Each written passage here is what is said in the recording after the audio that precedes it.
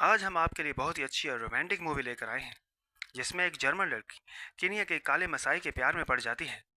सबसे बड़ी बात, ये कहानी एक सच्चे वाक़ये पर मबनी है। ये कहानी कीनिया से शुरू होती है जहां स्टीवन अपनी गर्लफ्रेंड करोला के साथ छुट्टियां गुजारने आया हुआ था। यहाँ करोला की नज़र दो खास किस्म के लोगों पर पड़ती है। वो लोग बहुत ही फिट और पूरी तरह काले थे। करोला स्टीवन से पूछती है कि वो किस तरह के लोग हैं और उन्होंने कपड़े ऐसे क्यों पहने हुए हैं। वो उसे बताता है कि वो मसाई टाइप के लोग हैं, लेकिन करोला की नज़र एक मसाई से हट ही नहीं रही थी।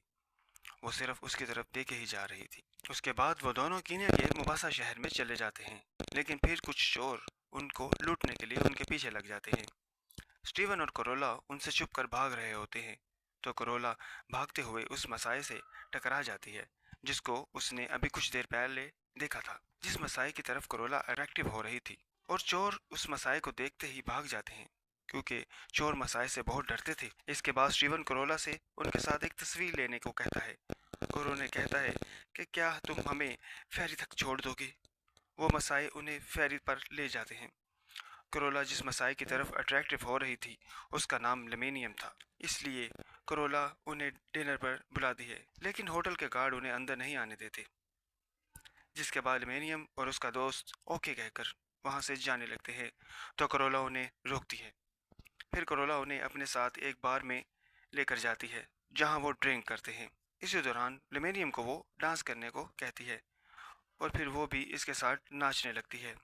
डांस करते हुए वो दोनों एक दूसरे के बहुत करीब आने लगते हैं, लेकिन फिर स्टीवन वहां आ जाता है। वो सब कुछ समझ जाता है, जिसकी वजह से वो लिमेनियम को धक्के देने लगता है।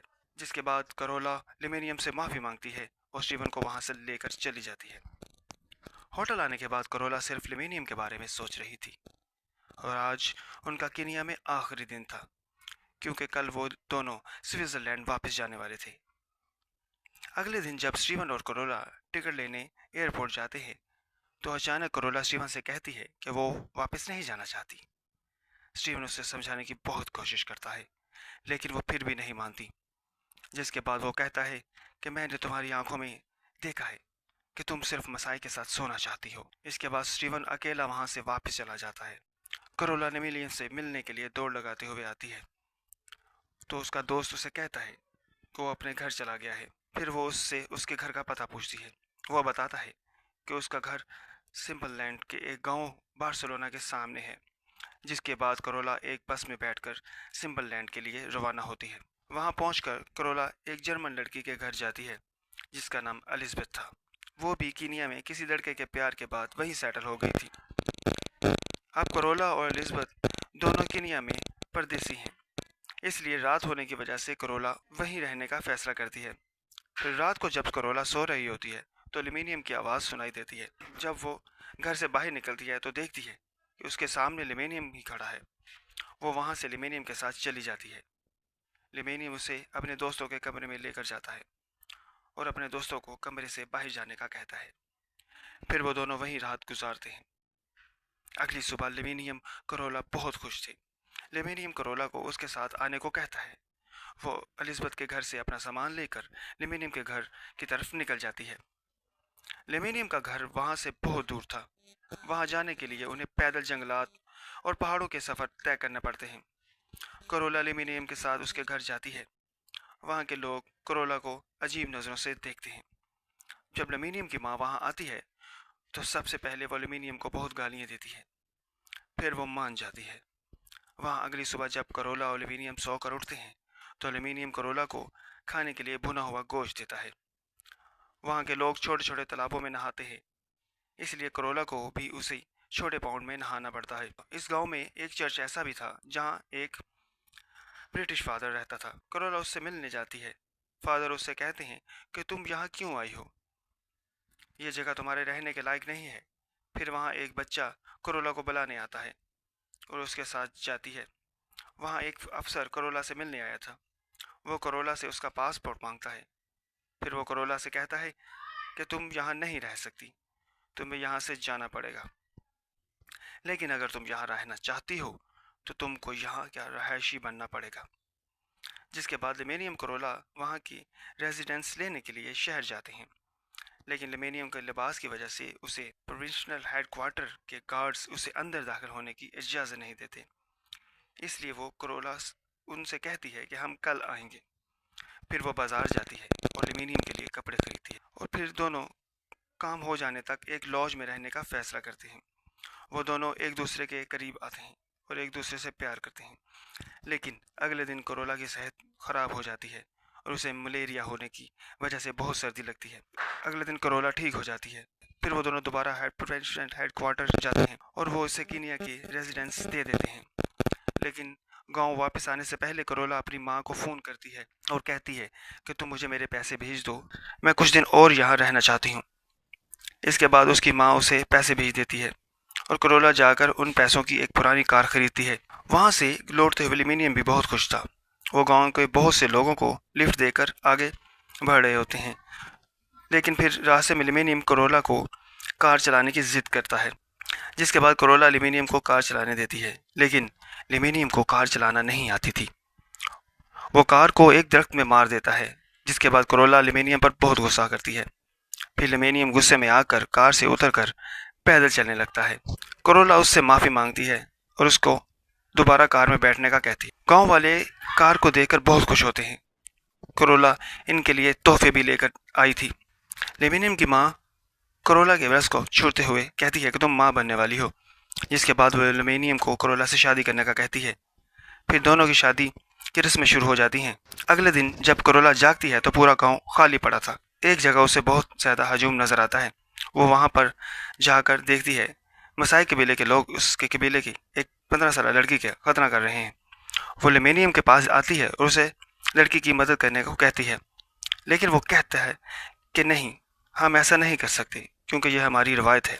इसके बाद करोला सिम्बलैंड जाती है और वहाँ एलिज़ाबेथ से मिलती है और उसे बताती है कि वो बार्सिलोना में कारोबार खोलना चाहती है, क्योंकि बार्सिलोना के लोगों को हर छोटी बड़ी चीज़ के लिए सिम्बलैंड आना पड़ता है। जिसके बाद वो इससे एक दुकान किराए पर दिलवा देती है। लेकिन लेमिनियम को इसका आइडिया बिल्कुल पसंद नहीं आता। वो कहता है कि हमें पैसों की ज़रूरत नहीं है, लेकिन वो कहती है कि ये पैसे के लिए नहीं है। फिर एक लड़की वहाँ भागते हुए आती है और करोला को अपने साथ लेकर जाती है, जहाँ वो एक हामला औरत को सड़क पर तकलीफ में तड़पते हुए देखती है और उसके आसपास लोग खड़े होकर तमाशा देख रहे होते हैं। करोला कबीले वालों को उसे उठाकर कार में बिठाने का कहती है, लेकिन लेमेरियम करोला को इसे छोड़ने से भी मना कर देता है। वो खुद भी कुछ नहीं करता और उसके गांव वाले भी उनके सामने खड़े तमाशा देख रहे होते हैं। करोला उनसे रिक्वेस्ट करती है, जिसके बाद लेमेरियम करोला के साथ मिलकर उसे कार में डालता है। लेकिन वो करोला के साथ हॉस्पिटल नहीं जाता। वो अपने हाथ साफ करता है और वहाँ से चला जाता है। जिसके बाद करोला उस औरत की बहन के साथ अकेले वहाँ से निकल जाती है। लेकिन रास्ते में कार का टायर पंक्चर हो जाता है। वो बेचारी औरत दर्द से चीख रही थी। जिसके बाद वो औरत करोला और उसकी बहन को वहाँ से दूर जाने को कहती है और खुद से अपने बच्चे को बाहर निकालने की कोशिश करती है।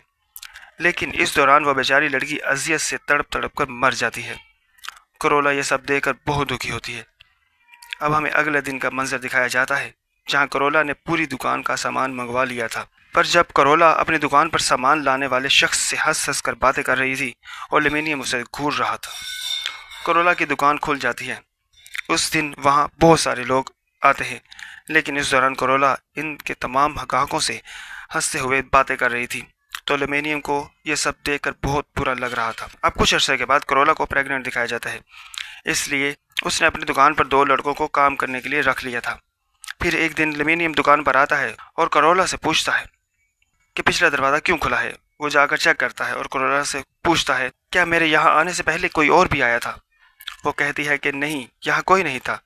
जिस पर वो कहता है कि तुम मुझे धोखा तो नहीं दे रही, वो तुम्हारा बॉयफ्रेंड था ना? लेकिन करोला उसे समझाती है कि ऐसा कुछ नहीं है, यहाँ कोई नहीं था।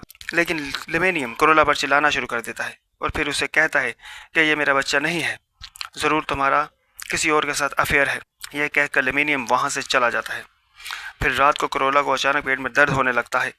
लेमिनियम की माँ और कबीले वाले उसकी डिलीवरी करवाने की कोशिश करते हैं, लेकिन उसे बहुत दर्द हो रहा था। इसलिए फादर वहाँ एम्बुलेंस को बुला लेते हैं, जो करोला को अस्पताल लेकर जाती है।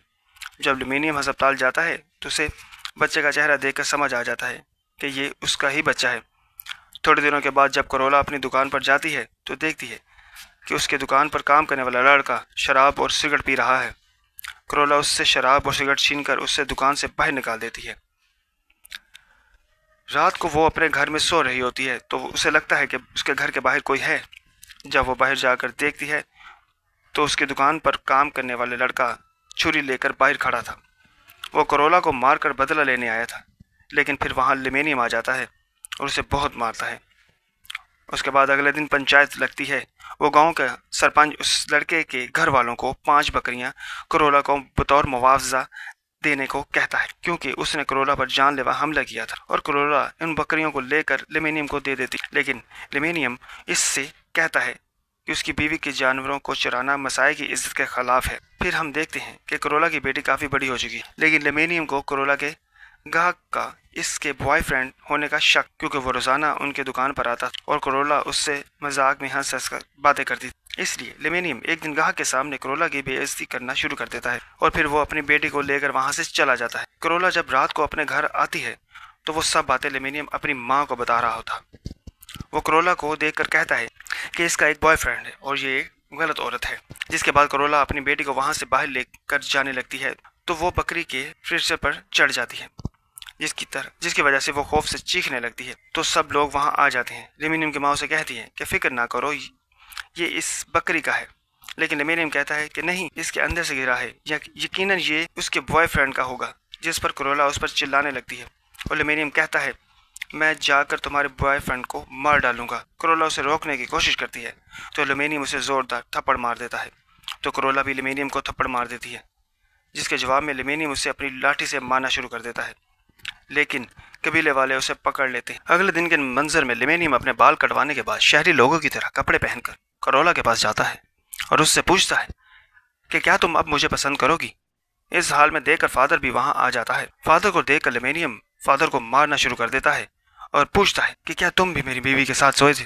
जिसके बाद करोला फादर को लेमेनियम से छुड़वाती। फिर रात को करोला लेमेनियम से कहती है कि वो 2 हफ्तों के लिए स्विट्जरलैंड जा रही है, क्योंकि मेरी माँ मेरी बेटी को देखना चाहती है।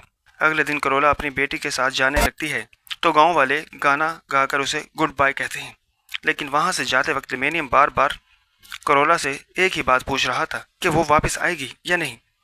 करोला उससे बार बार जवाब दे रही थी कि वो जरूर वापस आएगी। लेकिन जब करोला अपनी बेटी के साथ बस में सवार होने लगती है तो लेमेनियम अपनी बेटी के सर पर हाथ रखता है और फिर करोला से कहता है कि मैं जानता हूँ कि अब तुम कभी वापस नहीं आओगी। लेकिन करोला कुछ नहीं बोलती और वहां से जाते वक्त करोला बहुत रोती है, क्योंकि करोला कभी वापस नहीं आने वाली थी। तो यहाँ पर फिल्म खत्म हो जाती है।